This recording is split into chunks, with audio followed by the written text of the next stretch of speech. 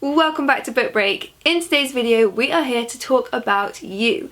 We recently shared a question on our community tab asking you guys which are the books that changed your life, and you shared with us so many lovely answers, and I'm going to go through some of them right now. And we were inspired to do this because we have just been reading the wonderful book Dear Reader by Kathy Rentzenbrink, which is all about the power of books to change our lives. This book has been described as a love letter to stories. It is Kathy Rentzenbrink's personal story of how books and reading got her through some of the hardest times of her life. It's subtitled The Comfort and Joy of Books, and I think that's something we can all relate to. The book is packed with book recommendations, and Kathy Rentzenbrink talks through her own stories of reading some of these books and the effects that they had on her. So if you're looking for an entire book packed with book recommendations, look no further. This beautiful book is the one you need. But now I want to hear some of your guys' stories of the books that changed your lives. So I've got our community tab open here, and I'm going to look through some of your guys' wonderful answers. So thank you so much for sharing these with us. So for example, as a book that changed her life, Helen picked The Humans by Matt Haig, which she said helped her when she was going through a particularly difficult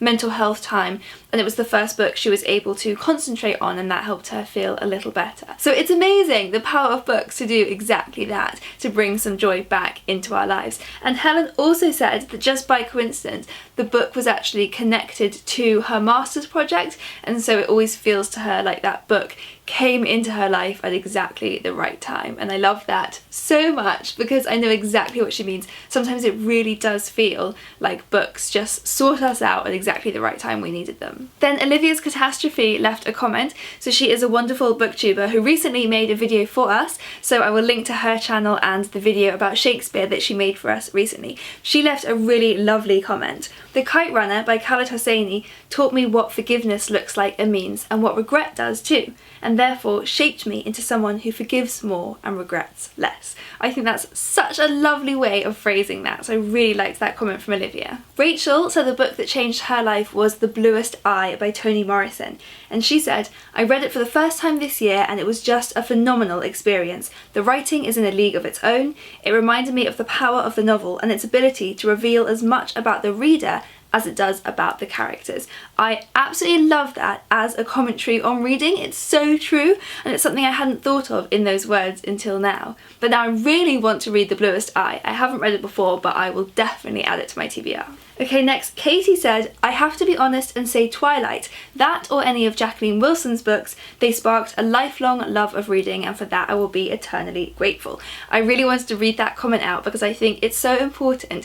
People often talk about guilty pleasures when it comes to reading, but I don't think there should be any guilt in reading. It doesn't matter if it's Twilight or Shakespeare. If something sparks a love of reading in you, then that is wonderful and that is something to be celebrated. Also, I totally agree on Jacqueline Wilson. I think it was maybe the Girls in Love series that sparked my own love of reading. Then we actually have a few more comments like that about the books that kick-started people's passion for reading. So Jessica said it was Switched by Amanda Hocking that started her love of reading. Kamari's World said it was Percy Jackson. So many people seem to have in their mind the book that they feel like started it all. So I would love to know what yours are. Do leave us comments below letting us know which book or series or author really started your lifelong love of reading. Then I really liked this comment from Chelsea. So she picked The Fire Next Time by James Baldwin as the book that changed her life, and said it was because this book gave her that aha moment about racism and recognising her own privilege, especially when it comes to the fact that she hadn't really had to notice it that much before, because that's the luxury of not living the black experience, is that you are able to shut your eyes to it. And I thought this was a really, really honest comment, and one that I can definitely relate to myself as well. And I do think it's amazing that books can wake us up to more of the injustices in the world that we should already have noticed. So if reading can bring them to our attention, then let's keep doing more of that. Caitlin had a similar answer. She picked The Deep by Rivers Solomon, which is a fantasy story about generational trauma and the effects that it can have on the Black community, in particular the queer Black community. Also, I looked this book up after Caitlin talked about it, and it turns out it's actually inspired by a song written by Daveed Diggs, as in from Hamilton. So I definitely need to read that one next. Tamara said The Hate You Give by Angie Thomas was the book that did that for her. I thought it was really interesting how many people picked their life-changing reading moment as a time when a book opened their eyes to injustices in the world they hadn't seen before. That's definitely something that books are really doing for all of us. And then related to that, the username DifferentSisters95 picked the book Only Ever Yours by Louise O'Neill and said this was the book that introduced them to feminism. So great way to get started. Only Ever Yours is a YA feminist dystopian novel inspired by The Handmaid's Tale. We actually made a whole video on feminist dystopian books, so I will link that below. If you liked Only Ever Yours, then do click through and watch it for loads more recommendations. Then the next comment moves to a slightly different point. So Jay said, Eat, Pray, Love really helped me out when I was going through a faith crisis. And I thought this was a really interesting point because books really do help us build up and develop our belief systems, whether that's religious or moral or anything else. So I can really see how if you are going through a crisis of faith or just trying to work out how you feel about the world or figure out your ethics on anything, books provide a really strong framework for that. Then Anne put forward an author rather than an individual book. That author was Anne Tyler, and I love the way Anne phrased this.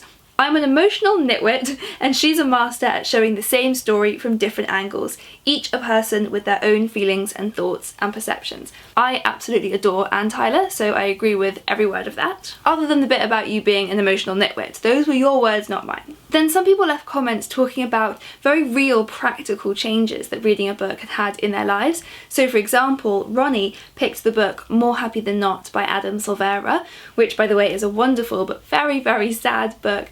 And from reading this book was inspired to go back into therapy. So that's a wonderful result, and even ended up getting a tattoo in honour of the book. And Adeline also had a very practical way that a book changed her life. Reading the book Thanks for the Memories by Cecilia Ahern inspired her to start regularly donating blood. I haven't read the book, so I don't know the particular significance here, but great result either way. And then we had a few comments about representation and how truly life-changing that can be the first time you see yourself represented in a book, or the first time you see the people you love represented in a book. So for Amy, it was a really life-changing moment the first time she saw a gay character represented in a book, and that was in House of Hades by Rick Riordan. Yunyi was particularly moved by the representation in When I Grow Up, I Want to Be a List of Further Opportunities by Chen Chen, which touches on the struggles of Asian diaspora and coping with being queer and Asian, and really hit close to home. And one more like this, Rue said, We Are Okay by Nina LaCour made me understand me and my sexuality better.